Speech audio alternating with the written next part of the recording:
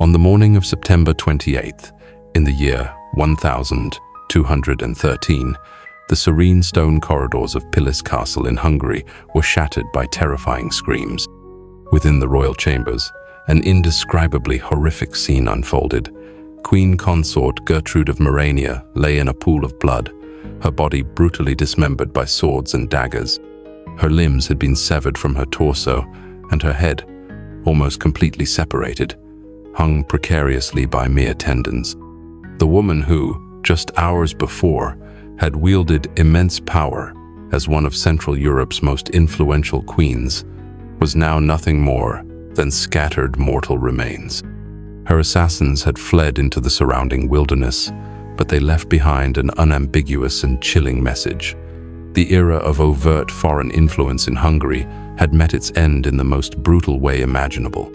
When King Andrew II, Gertrude's husband, returned from his journey, he would discover not only a dead wife, but a kingdom consumed by simmering resentments and a burning thirst for vengeance that would forever reshape the course of Hungarian history.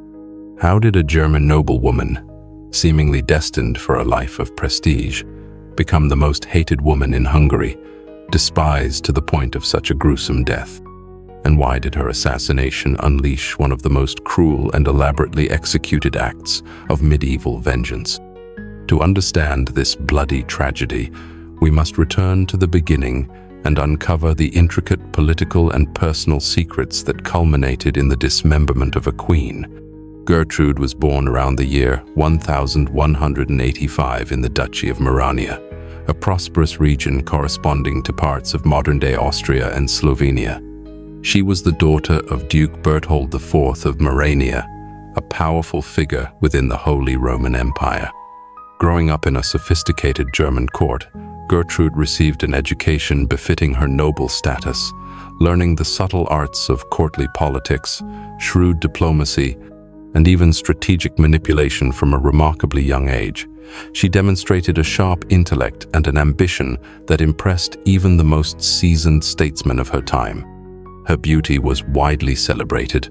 Contemporary chroniclers described her as a woman with hair golden as ripe wheat, penetrating blue eyes like mountain lakes, and alabaster skin sculpted by angels. Yet, behind this seemingly angelic appearance lay a fiercely calculating mind, one that did not hesitate to employ any means necessary to achieve her objectives, often with a ruthless disregard for the consequences. In the year 1203, at the age of 18, Gertrude was chosen to marry Andrew II, who had ascended to the Hungarian throne in 1205. This was far from a love match. It was a meticulously calculated political alliance. Andrew, consolidating his power, desperately needed military support from the powerful German duchies that bordered his kingdom, especially for his ongoing campaigns and to strengthen his position against internal rivals. Gertrude's ambitious family, the House of Andechs-Morania, saw in this marriage a golden opportunity to extend their influence deep into Eastern Europe and secure vast new territories and privileges. Gertrude's eldest sister Agnes was already Queen of France, having married Philip Augustus in 1196, further illustrating her family's widespread connections. Gertrude's arrival in Hungary in the year 1204 was initially met with grand celebrations.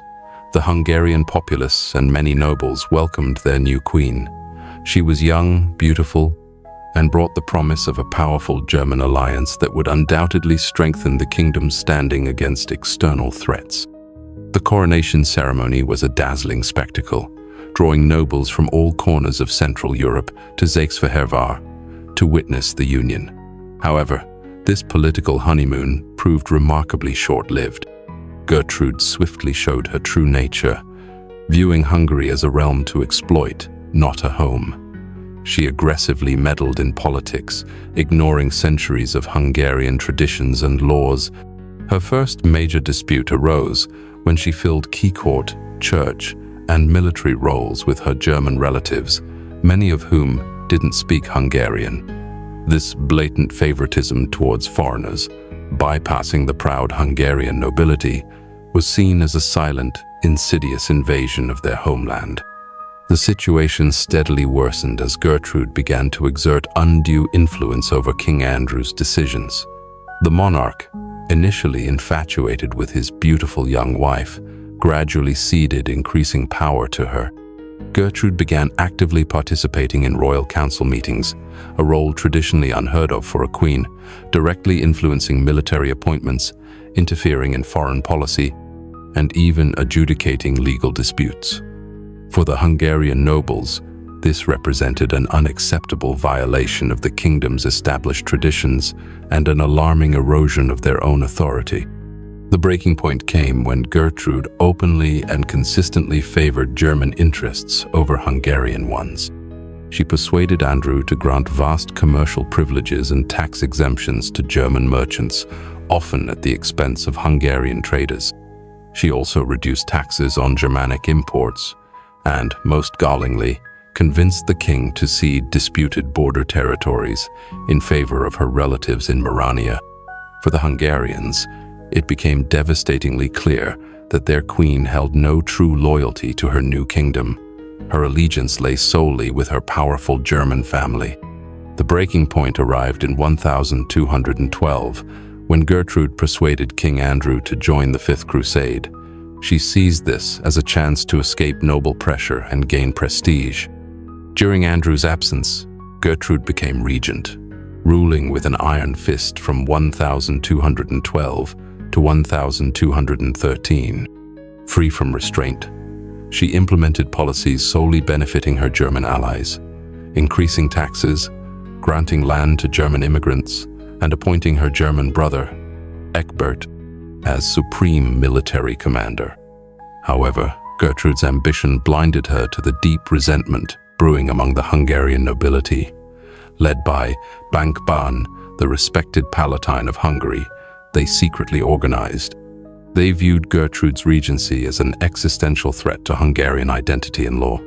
The plot to eliminate her was meticulously planned for months. Bank, a 50-year-old veteran, was driven by both political conviction and personal honor, as Gertrude had humiliated his family. For him, the conspiracy was a matter of national salvation. The plan was executed on September 28th, in the year 1213. Historical accounts differ on the exact location of the attack. Some sources suggest it occurred within the confines of Pilis Castle itself, while others claim it was an ambush during a royal hunting party in the nearby Pilis Mountains, a common setting for medieval conspiracies due to the isolation. Either way, what happened that day was a horror that would forever stain Hungarian history. Gertrude was caught completely by surprise by the conspirators. She desperately tried to scream for help, but a swift and brutal sword blow from one of her attackers cut her throat, silencing her forever. Thinking of getting involved in royal politics? Trust us. Subscribing is much safer than advising a vengeful queen. What followed was a meticulous and ritualistic carnage that would shock all of Europe. The assassins were not content with simply killing her. They wanted to send a message that would echo throughout the continent, emphasizing the symbolic justice of their act. Using swords, daggers, and axes, they methodically dismembered the queen's body. First, they severed her hands, explicitly stating that these were the hands that had signed decrees against Hungary and granted away Hungarian lands. Then, they cut off her feet, declaring these were the feet that had stepped on Hungarian soil as a conqueror, not as a queen. Finally, they separated her head from her body. The sheer brutality of the act, with its symbolic dismemberment, shocked even the violent standards of the medieval era. When her mutilated body was discovered, many who witnessed the scene fainted from horror. The site was covered in blood and scattered pieces of flesh, providing undeniable evidence of the extreme violence that claimed the Hungarian queen's life. The news of Queen Gertrude's assassination spread rapidly throughout Europe, carried by horrified messengers and shocked diplomats. In Merania, her powerful family, the Andeks, demanded immediate vengeance and loudly called for Hungarian blood. In the Holy Roman Empire, Emperor Frederick II, a formidable ruler with significant interests in Central Europe, seriously considered military intervention in Hungary to avenge the insult to a German noble house. But it was King Andrew II's reaction that ultimately determined the subsequent tragic events. When Andrew returned from the Holy Land in the year 1214 and learned of his wife's brutal death and dismemberment, his reaction was one of unbridled fury that transcended anything seen in Hungarian history. The king, who had departed as a devout crusader, returned utterly possessed by a vengeful rage. He publicly swore that all those responsible, and even their families, would pay with their lives in an even more cruel and agonizing manner. The investigation launched by Andrew was relentless and utterly unforgiving. He utilized all of the state's resources to identify, track down, and capture the conspirators. He offered enormous rewards for information, subjected suspects to brutal torture, and threatened entire noble families with ruin and annihilation if they refused to collaborate. Gradually, the intricate network of conspirators was painstakingly dismantled.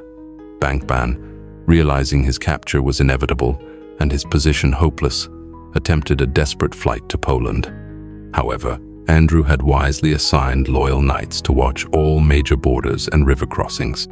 Bank was captured trying to cross the Tisza River, brought back to Buda in chains, and personally delivered to the furious king. The trial that followed was a chilling judicial farce. Andrew had already decided the verdict and the punishment long before the process began. However, he deliberately conducted it publicly, wanting all of Europe to know what would be the terrifying fate of those who dared to challenge royal authority and commit such a heinous act against his queen.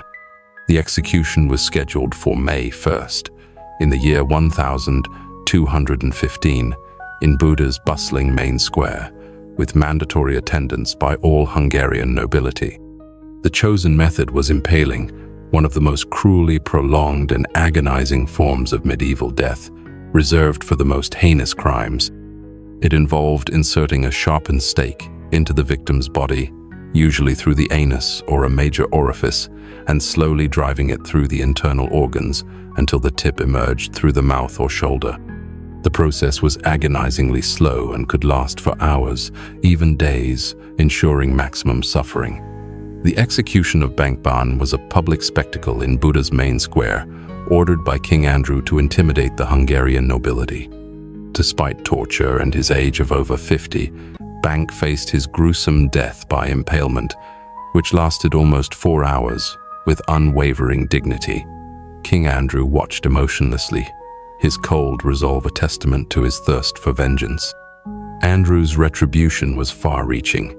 In the following months, all other conspirators and their sympathizers were systematically hunted down and executed. Their families were banished, lands confiscated, and names erased from official records, a stark damnatio memoriae. This brutality solidified Andrew's power, making the nobility subservient, but also instilled fear in the populace, transforming him into a feared tyrant. Bankban's impalement became a grim legend across Europe, a chilling warning against defying a king driven by personal vengeance. Ironically, despite the extreme violence, Gertrude's death and Andrew's brutal retaliation didn't resolve Hungary's deep-seated issues. The kingdom remained unstable, plagued by ongoing tensions between the crown and nobility, worsened by Andrew's heavy taxation and his continued favoritism towards foreigners. Andrew, consumed by bitterness, was forever changed. He died in the year 1235, still haunted by the memory of those dark days. Gertrude of Morania's story remains a shocking episode in medieval European history, highlighting the clash of cultures and power during a period of upheaval after the Crusades. Her ambitious efforts to impose German influence in Hungary ultimately cost her life in the most horrific way imaginable. Even more than 800 years later, these events continue to fascinate historians, serving as a powerful reminder of the dangers of unchecked power, limitless ambition, and vengeance without measure. In this grim chapter of history, there were no victors, only victims of an era where extreme violence was the prevailing language of politics. Don't let history's most brutal tales get lost. Subscribe for more stories that cut deep into the past.